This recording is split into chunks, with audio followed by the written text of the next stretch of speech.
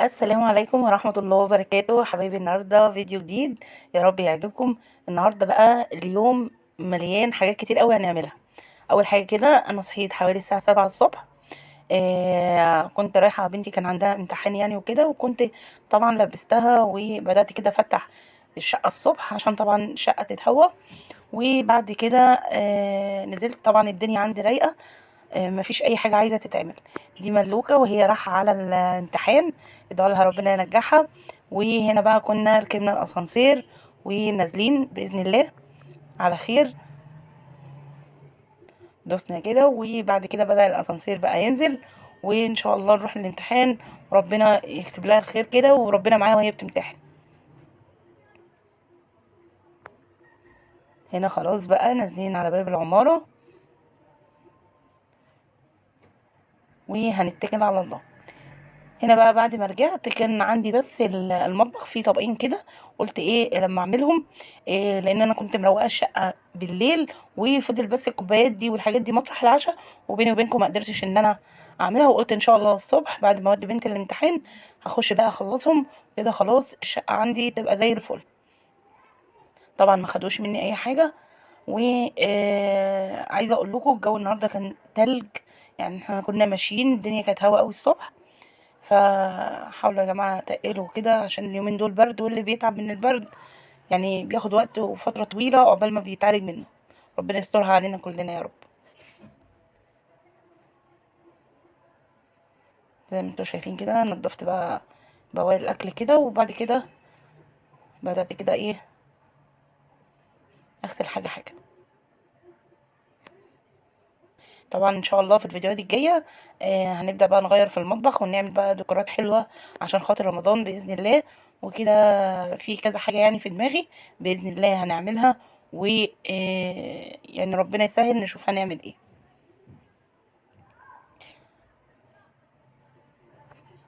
ده البرطمان ده كان مطرح التوم، كان برطمان التوم بتاعي خلص. فطبعا بعد ما بيخلص بغسله كويس، وبعد كده بقى ببدأ ايه ان انا اشيلهم عشان لما بيجي ميعاد التوم ان شاء الله. التوم بينزل في شهر 4 اللي هو التوم الجديد ده، بيبقى ميعاد التخزين بتاعه. فببدأ بقى اشيل البرطمانات عشان لما اجي اعمله يبقى فيه معايا كمية حلوة. تمام. هنا بقى هنعمل ايه. هنا عندي شايفين الليد اللي هو من تحت الرفوف ده. ده انا اول ما جبت النيش المفروض بيبقى فيه ليد من جوه. فطبعا لازم الليد ده، اما الراجل اداني النيش ما قاليش ان الليد بيشتغل بترانس، فانا جيت حطيته في الكهرباء فضرب يعني، او المفروض ليه ترانس بيجي معاه. تمام. فعملت ايه، عندي ليد لونه ازرق كده، بتاع حوالي 5 متر. قلت عايزه يعني اجدده من اول وجديد، لان انا سالت على شرايط الليد اللي هي تحت الرف ده، المتر عامل 70 جنيه. تمام. فقلت ده كده كده عندي فايه هركبه. جبت اللي هو اللزق الدبل فيس اللي هو بيبقى الشفاف مش الابيض. الشفاف عايزه اقول لكم قوي جدا، هو بيجي زي ما انتم شايفين كده، وبيبقى عليه شريط برتقاني بتبقوا ترفعوه كده لفوق، وبيبقى شفاف بالشكل اللي انتوا شايفينه ده، ما بيبقاش باين خالص. بس عايزه اقول لكم بيمسك حلو جدا. تمام. هنا بقى هبدأ اعمله في المدخل اللي هو ورا ضرفة النيش. طبعا مش هيبقى باين. ده كده اللي هو بكرة اللزق دبل فيس. النوع ده حلو جدا. البرتقاني ده اللي هو بيتشال بعد ما بلزق، يعني بلزق على النيش، وبعد كده البرتقاني ده بشيله وببدأ بقى ألزق الدبل فيس زي ما انتوا شايفين كده. فعشان بس ما ياخدش منكم كتير، لان انا خد معايا حوالي بكرتين، لان انا عملت يعتبر كله دبل فيس. فجيت طبعا في الجنب ده ما عرفتش، ما كفاش معايا. فبدات احط اقص جزء جزء والزق، يعني من فوق ومن تحت من فوق ومن تحت. وده شكله بقى بعد ما خلص بصوا شكله تحفه. وكده وفرت اللي هما المفروض كنت جبت المتر ب70، يعني كنت عايزه 3 متر، كان هيخشوا في 200 وشويه. وطبعا الشريط الليد اللي انتوا شايفينه ده المتر عامل حوالي 15 جنيه، فما كلفنيش يعتبر حاجه، وكده كده هو كان عندي. وده كده بصوا شكل النيش بعد ما خلص بايده بقى بالليل كده، يعني بيدي شكل حلو قوي للريسبشن، ومش باين خالص ان انا حاطه اي حاجه. وممكن تعملي الموضوع ده في اي نيش عندك لو عايزه تجددي شكله، بيدي شكل حلو قوي. يمكن كمان الاضاءه ظلماه يعني، التصوير ظلمه. هنا بقى كنت رحت عند ماما طبعا، ما كنتش عملت اكل. هي قالت لي تعالي هتتغدي معانا وكده، فروحت طبعا عملت معاها بقى بقيه الاكل. وهنا بقى كنت بحمر حبه بطاطس.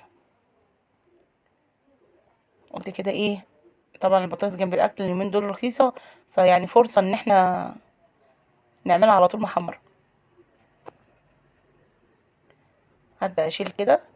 انا عندي بجيب اللي هي المصفى اللي هي بتشيل البطاطس دي، تبقى اسهل بالنسبه لي عن المقصوصه بصراحه. وكمان ما يعني ما بتيجي تشيلي بتصفي زيت كويس عندي، فطبعا ماما ما عندهاش، فاضطريت ان انا اشيل بالمقصوصه دي. طبعا البوتاجاز شكله كده لان كنا بنعمل الاكل، فبعد ما بنخلص طبعا بنظبط الدنيا والمطبخ بيبقى نضيف وزي الفل تمام. طبعا الطاسه دي من ايام القرن الذهبي، يعني محدش بقى يقول لي ايه دي منظر طاسه ودي مش عارفه ايه. لا يا جماعه، الطاسات دي من ايام ستي يعني الله اكبر، عايزه اقول لكم الحاجه فيها بتطلع سبحان الله لها طعم تاني.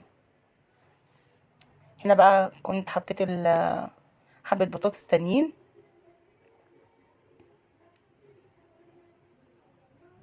طبعا الصوره عماله تروح وتيجي عشان انا ماسكه الموبايل وانا بحط البطاطس، فطبعا الصوره مهزوزه معايا. هنا بقى هسيبها لغايه كده ما تتحمر. وهنا كنا عاملين صينيه مكرونه بشاميل وصينيه جلاش تمام. هنا بقى كنت طبعا بقطعها، هي كده كده متقطعه، بس طبعا ايه، بعيد عليها عشان اعرف اشيل القطع مظبوط. هنا بقى طبعا هي ما كانتش سخنه قوي، كنت انا سايباها هديت. وهنا طبعا بطلع بقى بايدي. عايزه اقول لكم طالع زي العسل، جلاش بجد يتاكل اكل كده، وطري وحلو ومسقي باللبن، يعني الله اكبر كان طعمه حلو جدا.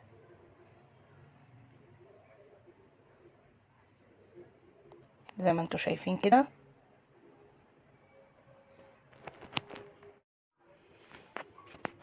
هنا بقى هنقطع برضو كده، انا هحطهم على طبقين، يعني أنا هقسمهم كده على طبقين. ما شاء الله جلاش، يعني جايه الورقه الله اكبر مليانه. حطيت نصها من تحت ونصها طبعا من فوق. هنبدا بقى نحط الطبقه التانية، قصدي الطبق التاني، معلش انا اسفه.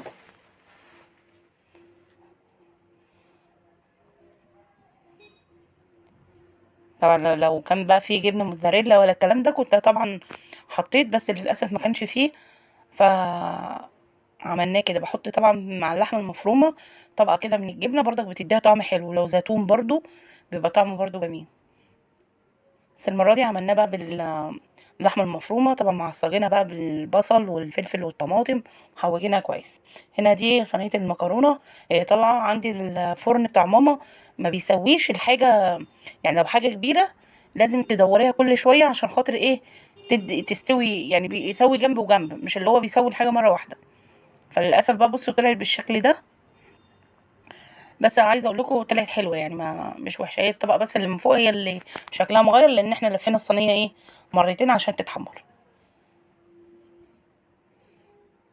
طبعا الصينيه دي عاملينها كبيره لان كلنا كنا موجودين، فعامله الصينيه دي خدت حوالي كيلو من المكرونه، حطيت عليها حوالي نص كيلو من اللحمه. بس عايزه اقول لكم طالعه زي السكر.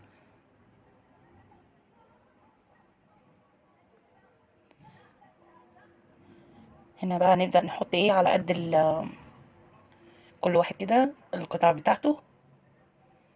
بصوا الاطباق دي يا جماعه من زمان يعني. آه الاطباق اللي انا بغرف فيها دي من ساعه ما والدتي اتجوزت يعتبر.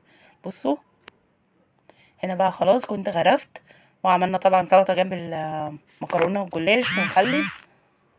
وده كان يوم النهارده، يا رب الفيديو بتاع النهارده يكون عجبكم، وما تنسونيش بقى في اللايك والشير، واقول لكم مع السلامه.